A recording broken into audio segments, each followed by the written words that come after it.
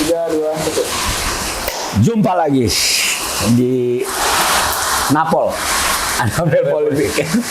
Ini suasana hujan nih belakangan kan? Suasana hujan sedih, mencekam. Mencekam, sama kayak Pertamina yang lagi dihujani. Yang lagi dihujani kakak. Sumpah serapah rakyat Indonesia.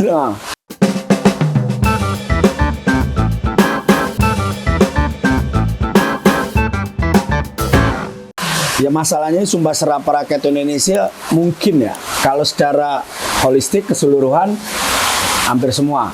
Tapi kalau lebih dipersempit adalah kelas menengah yang pakai Pertamax.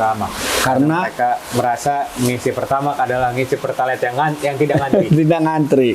Dan berbagai alasan orang mengisi Pertamax mulai dari supaya kondisi kendaraannya bagus sampai rasa nasionalis mereka. Ditambah menghormati orang biar yang dapat subsidi yang lebih berhak. Lebih berhak. Jadi gue Pertamax. Ternyata dikebulin sama Pertamina itu. Nah, di tengah kedukaan besar yang terjadi karena perilaku korup dari Pertamina Patraniaga, tiba-tiba ada sosok Ahok muncul yang sumpah serapah juga di podcast orang.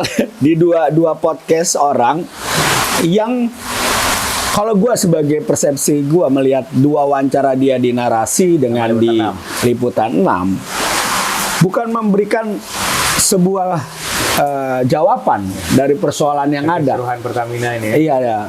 Karena kalau bicara kasus fokusnya adalah betul atau tidak oplosan. Karena ini adalah wacana yang sedang bertarung antara kejaksaan dengan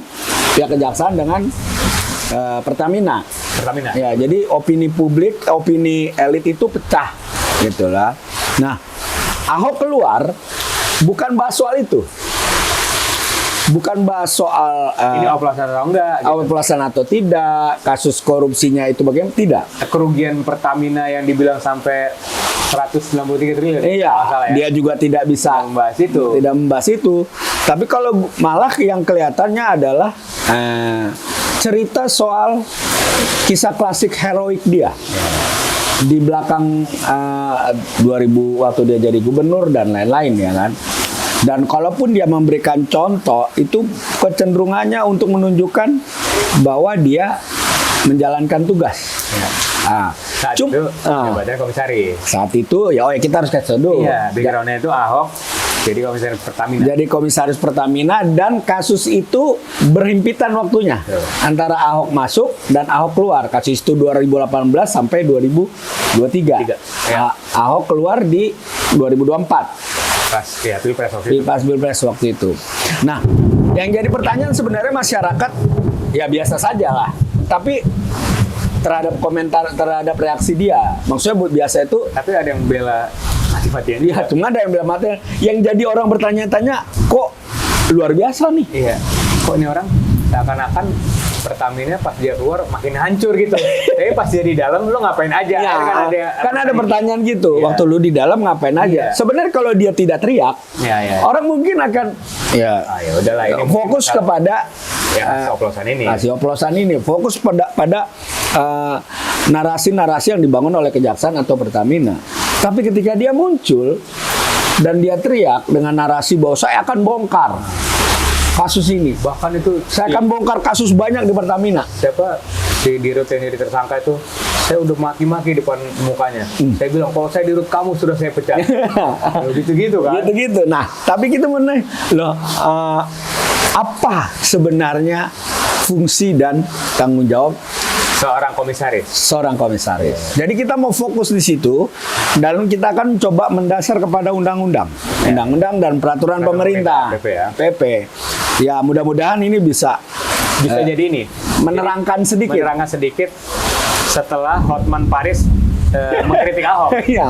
Hotman itu bagus ya sudut pandang ya. Maksudnya dia punya sudut pandang yang ya lu kenapa diam aja gitu. Nah, ini yang kita bahas nih, Bang. Ya karena memang pertanyaan Hotman itu ya cukup secara logis bisa diterima. Karena kalau memang Ahok kan waktu diwawancara dia mengatakan saya akan bongkar.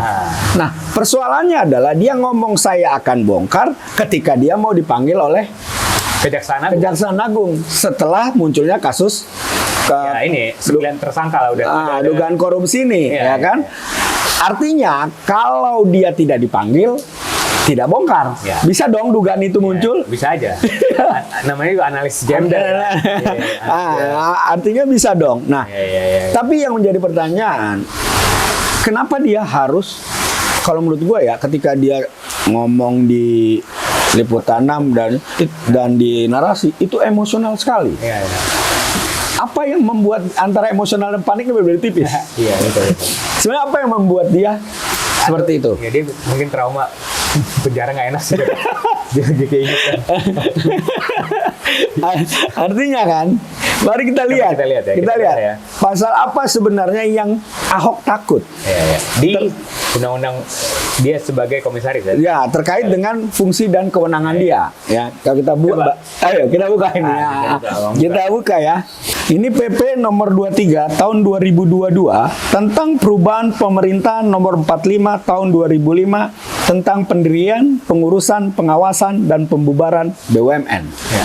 Nah, di PP ini nomor 59 berbunyi, komisaris dan dewan pengawas wajib dengan itikat baik dan penuh tanggung jawab menjalankan tugas untuk kepentingan dan usaha BUMN. Komisaris dan dewan pengawas bertanggung jawab penuh secara pribadi atas kerugian BUMN apabila yang bersangkutan bersalah atau lalai menjalankan tugasnya sesuai dengan ketentuan sebagaimana dimaksud pada ayat 1. 2A. Ayat 2A. Anggota komisaris dan dewan pengawas tidak dapat dipertanggungjawabkan atas kerugian sebagaimana dimaksud pada ayat 2 apabila dapat membuktikan A. Telah melakukan pengawasan dengan itikat baik dan kehati-hatian untuk kepentingan perseroan Perum dan sesuai dengan maksud dan tujuan perseroan Perum. B. Tidak mempunyai kepentingan pribadi baik langsung maupun tidak langsung atas tindakan pengurusan direksi yang mengakibatkan kerugian. Dan C. Telah memberikan nasihat kepada direksi untuk mencegah timbul atau berlanjutnya kerugian tersebut. Artinya sebenarnya dalam kasus ini memang kemungkinan besar penyidik akan bertanya di awal adalah penyidik kejaksaan. Ya, penyidik.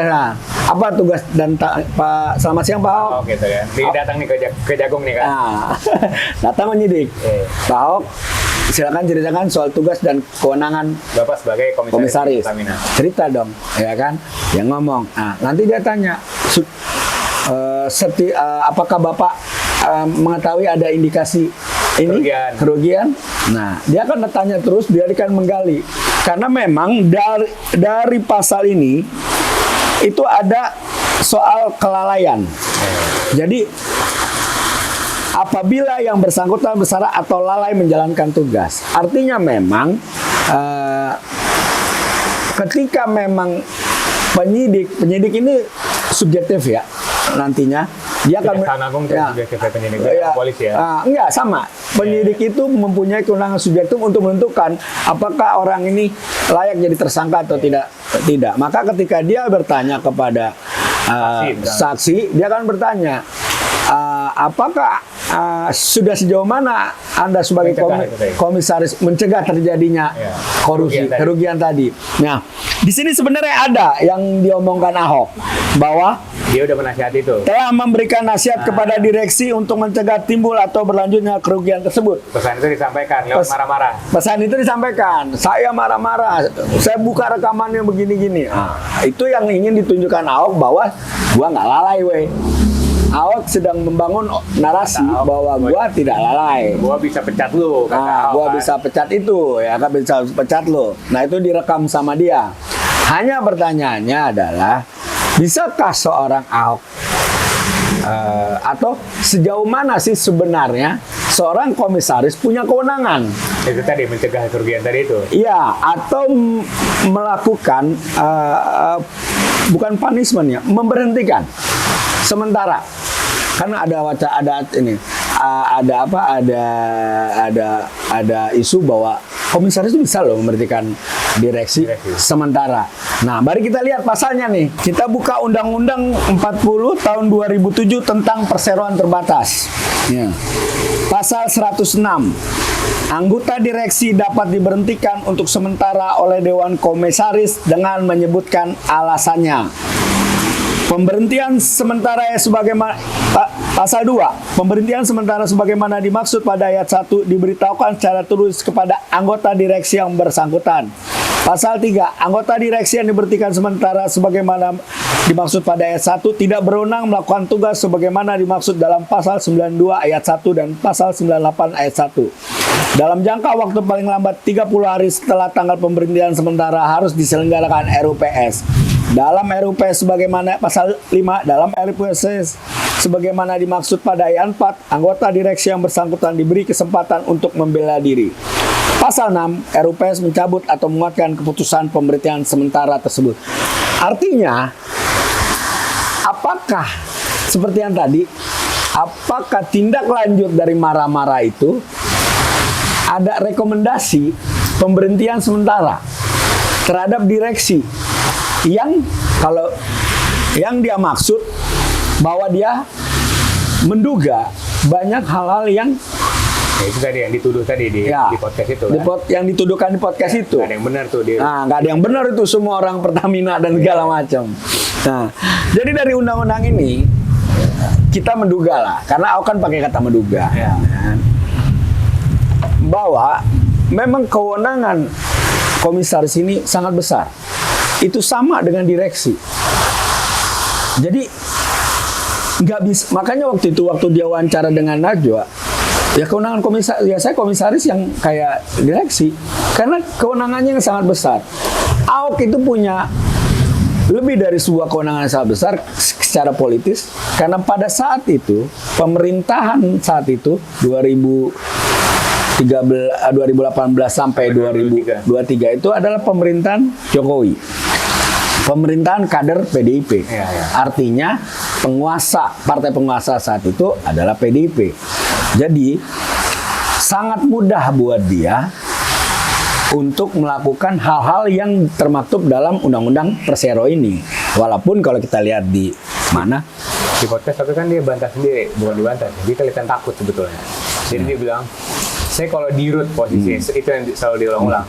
Ini buat ngindarin undang-undang itu tuh. Jadi dia pengen bilang komisaris itu nggak segede dirut. Bahkan itu yang lagi ramai sekarang sebetulnya. Jadi ketika Ahok bilang, saya ditawarin kalau saya dirut, saya dapat posisi dirut, saya udah berisikan untuk Pertamina. Dan dia bilang dia nggak pernah ditawarin dirut kan. Faktanya tapi ada cek fakta nih. Ada cek fakta. Ternyata di podcast Najwa Shihab terang-terangan dia bilang, saya ditawarin Jokowi waktu itu, direktur utama Pertamina. Cuman saya nggak mau, karena saya udah nyaman di komisaris utama aja, Pak. Nah, yang jadi pertanyaan sebenarnya teman-teman wartawan narasi, ya kan? Maksudnya pertanyaan, apakah dia tidak melihat data dulu? Kan mereka punya pasti bank data. Kita pernah wawancara Pak Ahok dan kita pernah bahas soal masalah dirut dan komut ini. Nah, tapi waktu gua perhatiin narasi ini kan banyak yang di-cut sebenarnya. Ini kan tapping kelihatannya ya. Makanya gua ngeliat lebih kepada ngasih panggung untuk menunjukkan bahwa Pak Ahok itu tidak lalai kerja. Ya. Kalau tidak lalai nggak pantas dipanggil kejagung maksudnya. Nah, iya. Karena gini, sebenarnya bukan hanya Pak Ahok yang akan dipanggil. Semua yang terkait dengan posisi jabatannya tersangka, baik itu ke atas dan ke bawah, itu akan dipanggil. Nah, ada juga Dirut kok nggak diomongin, ada tuh. Dirut juga pasti dipanggil, cuma Dirut kan nggak teriak. Jangan-jangan surat panggilannya Bu siapa Dirut itu? Pertamina ya. Ya, Dirut Pertamina itu yang suka udah suka pakai baju merah terus kan, tiap ada acara baju merah terus tuh, ya kan? Nah, itu jangan sudah dipanggil tapi nggak teriak. Nggak keluar. Maksudnya, nah itulah yang gua melihat bahwa kenapa dia sepanik itu. Gitu. Kenapa dia apakah dia merasa akan dizolimi Dalam tanda, karena itu narasi yang dibawa. Iya, iya. Dia 2 kali bilang kejaksaan. Di Liputan 6 dia bilang kejaksaan harus punya hati nurani, harus punya ini. Jadi alat kekuasaan. Jangan jadi alat kekuasaan dan lain-lain. Artinya narasinya dibangun bahwa kalau ketika dipanggil itu berarti dia jadi korban gitu. jadi korban. Nah, yang pertama juga yang di yang tadi itu di Liputan 6. Yang di narasi dia ngomong gini juga kan. Mohon maaf nih Pak Kejagung. Mohon maaf Pak Kejagung. Harus diusut aliran dananya kemana aja ini segala macam. Persoalannya adalah ketika dia dipanggil itu tidak terkait dengan itu. Ya mungkin oke lah terkait. Ya. Di awal-awal dia kan pasti yang di awal ditanya soal fungsi dia. Fungsi dia. Komisaris. Sejauh mana? Yang tadi itu dia mencegah adanya kerugian yang macam-macam kan. Iya, jadi kalau gua melihat status Ahok itu masih jauh. Ya. Kalau secara organisatoris bahwa ya kan ini Patra Niaga subholding, ya kan? Dia komisarisnya masih banyak nih yang belum diperiksa. Ini juga yakin udah diperiksa tapi nggak teriak, ya kan? Ahok di atas dia sebenarnya. Ahok masih di atas dia holding kan? Ya, belum direksi, belum komisaris yang Ahok komut. Kan ada anggota komisaris lain. Ya peluang mereka semua dipanggil itu ada. Kenapa Ahok yang panik ya kan? Ya kenapa enggak? Maksud kenapa ini jadi hal yang sangat urgent dia untuk klarifikasi?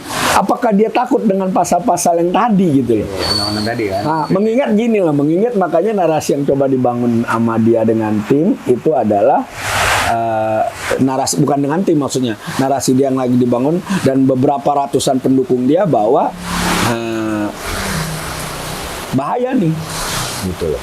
Kalau gua melihatnya begitu. Ada arah kriminalisasi. Iya. Itu diulang-ulang kan. Itu dia. Jaksa. Nggak, soalnya beberapa kali kalau di industri media kan ada istilahnya keyword ya. Itu jadi keywordnya Google. Seharian tuh. Ahok diperiksa Kejagung. Keywordnya itu. Iya. Mungkin timnya ngeliat itu dan merasa bahwa wah gue mau dihastoin. Iya. Tapi gini lah. Posisi dia kan kita sekarang bicara secara politis. Ya. Kita ngambil dari pernyataan dia. Dia bilang Pak Prabowo kalau hanya tukar kepala atau tukar apa? Iya, dia bilang di Liputan 6 dia bilang tukar orang saja gitu Pertamina nggak bakal rusak. Pertamina tidak akan benar. Tukar rezim aja gitu katanya. Berarti kan rezim sebelumnya dia mengkritik rezim sebelumnya. Yang arti Jokowi kan. Yang arti Jokowi. Kalau bicara partainya yang arti PDIP, ya kan? Apa dia mau bilang? Maksudnya bisa juga kita duga, jangan-jangan dia melihat bahwa kehadiran Rifasian dan lain-lain juga punya kedekatan dalam tanda kutip dengan orang-orang PDIP, penguasa pada saat itu. Ini kan jadi pertanyaan. Jadi secara politik gue melihat ada dua. Pertama, Ahok sedang membangun narasi bahwa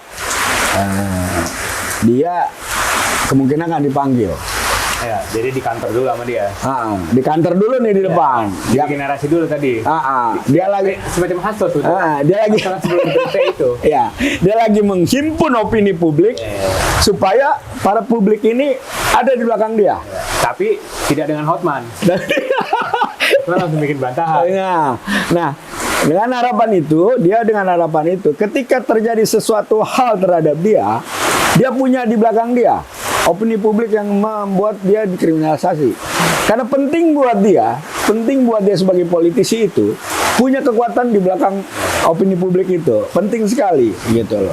Nah, yang kedua adalah menurut gue yang gue kurang setuju adalah bahasa bahwa kalau gue jadi dirut, gue ini artinya sifat dia narsistik itu bahwa hanya dialah yang bisa menyelesaikan persoalan itu menurut gua kita malah mundur ke belakang.